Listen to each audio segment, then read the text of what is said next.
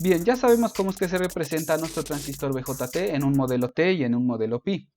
Ahora bien, hablando de los capacitores de acoplo y desacoplo, ¿cómo es que estos se calculan y para qué sirven? Normalmente el capacitor de acoplo va a eliminar componentes de CD de una señal de alterna. Esto quiere decir que si nosotros tuviéramos a la entrada una señal de alterna con un nivel de CD,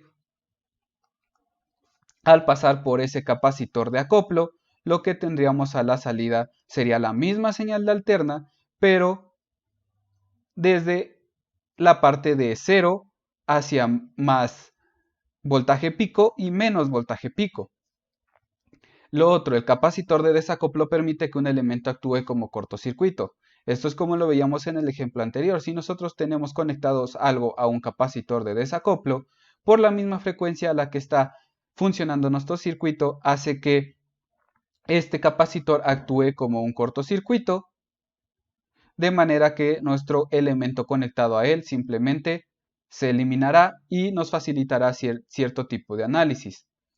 Por lo tanto, ambos capacitores deberán actuar tanto en circuito abierto cuando se trabaje con señales de CD y cortocircuito cuando se trabaje con señales de CA. Por lo que un parámetro importante para determinar los valores de estos tipos de capacitores será lo siguiente: que su reactancia capacitiva sea menor o igual a 0.1 una resistencia equivalente. ¿Cómo obtener esa resistencia equivalente? Se verá a continuación. Para el caso de nuestro ejemplo que venimos manejando para explicar los modelos, tenemos que el capacitor 1, que será de acoplo, se podrá ver mejor si representamos nuestro circuito a través de un modelo Pi de Re. En ella, como podemos observar, tenemos la resistencia R1 y R2 en paralelo, y en paralelo con nuestra resistencia de emisor o resistencia equivalente. Ahora, para poder considerar el acoplo del capacitor 1, vamos a tener que determinar una impedancia de entrada dada por el paralelo de R1 con R2, de manera que nuestro circuito para el capacitor 1 queda de la siguiente forma: un voltaje de entrada que será el voltaje de la fuente, considerando que RC es muy pequeña, se omite para este análisis. Tendríamos al capacitor en serie con nuestra impedancia equivalente o nuestra resistencia equivalente.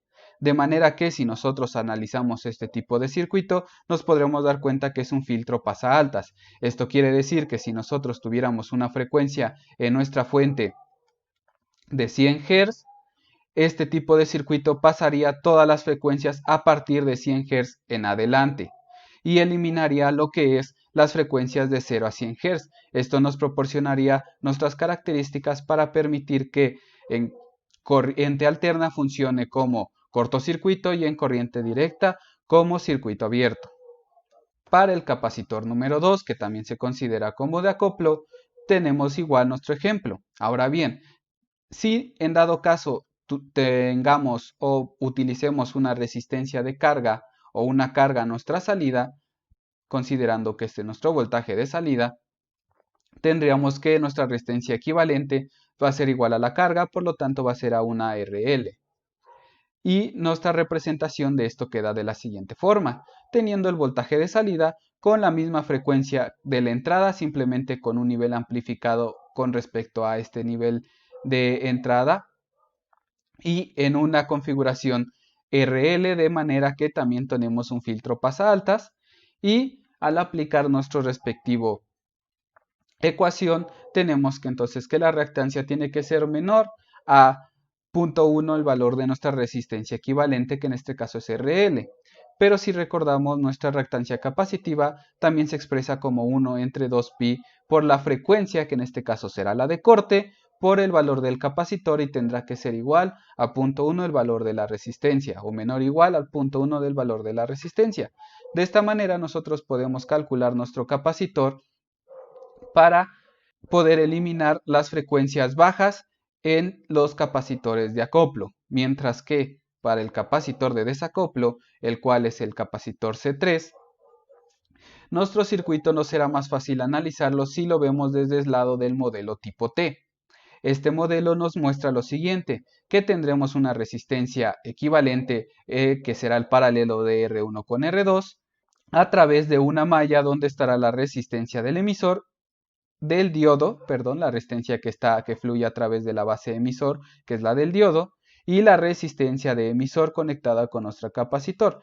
Al analizar nosotros esta malla, podemos observar que el flujo de corriente va de base a emisor. Sin embargo, para poder determinar el valor de este capacitor, y como lo hemos venido manejando anteriormente, requerimos de un circuito equivalente. Este circuito equivalente fácilmente se puede obtener si nosotros utilizamos el equivalente de Thevenin en estas dos terminales. Al tener el equivalente de Thevenin en estas dos terminales, tendríamos un circuito de esta manera, donde estaríamos buscando el voltaje de salida en el nodo A y el nodo B. Y esta es nuestra resistencia equivalente de este lado, y esta es nuestra resistencia de emisor. Entonces, por lo tanto, nuestra resistencia de Thevenin será la resistencia equivalente calculada más la resistencia prima de emisor.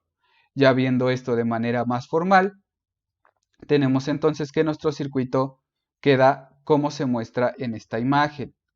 Como se puede observar, la configuración de la resistencia y el capacitor es diferente al que teníamos en el capacitor de acoplo, por lo cual este circuito se considerará como un filtro pasabajo. Sin embargo, la misma ecuación seguirá aplicando para ellos, por lo tanto, la reactancia capacitiva seguirá siendo menor o igual a 0.1 el valor de la resistencia, donde su frecuencia de corte será la frecuencia mínima a la cual esté trabajando nuestra señal de entrada.